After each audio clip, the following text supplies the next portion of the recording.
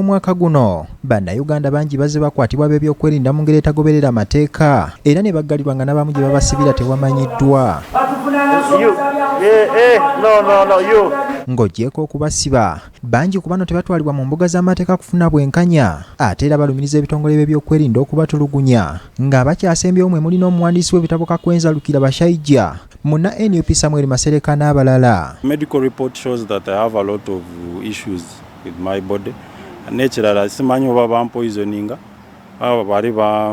They were injecting me every 6 hours, 6 injections. Kyokka enfunda nnyingi omukulembeze w'eggwanga bannamateeka abalwanirizi b'eddembe ly'obuntu n'abalala bazze bavumirira ebikolwa bino naye nga mpaawo kikyuka. Nobody should be in the uniform of the country if he does not respect the people of Uganda. Don't bark at people.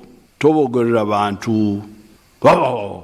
Don't beat people. Kati ekibiina ekitaba bannamateeka mu ggwanga ki Uganda Law Society kifulumizza alipoota ey'ekitundu ky'omwaka ekisooka ekwata ku ngoberera y'amateeka wano mu ggwanga eraga nti okutulugunya n'okutyoboola eddembe ly'obuntu kweyongera buli lukya ng'ebikolwa bino bikolebwa ab'ebyokwerinda. Ekyokuba abasibe, ekyokusiba abantu nga tetutegedde gye babatadde, guno omuze tuzze nga tuguvumirira nnyo naye gukyaliwo gukyayeyongera mu maaso. Ffe nga Uganda Law Society tugamba nti Ministry of Defence erina okubeera kyekolawo, Ministry of Justice nayo erina okukitunulamu. Mu alipoota eno bannamateeka baagala essiga eddamuzi likomye okuwulira emisango gyonna egy'abasibe abatulugunyiziddwa oba olyawo kinaayambako okubirwanyisa. DPP elekeraawo kwongerayo emisango gye balabye nti investigations zingiddemu ate ettokya oba okutulugunya eddembe ly'abantu. Alipoota era eraze nti n'eddembe lya bannamawulire lyongedde okulinnyirirwa olwo abakuumaddembe abatasooka kubangulwa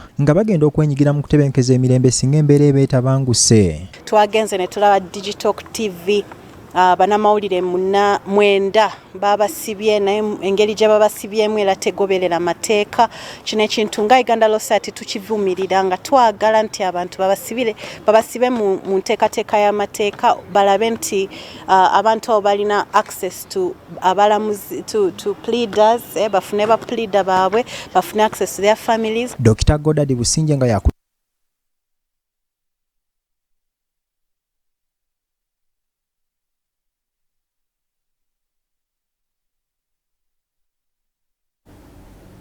twetonda olwako akaisemu ebyuma by'omuzungu tukola ekisoboka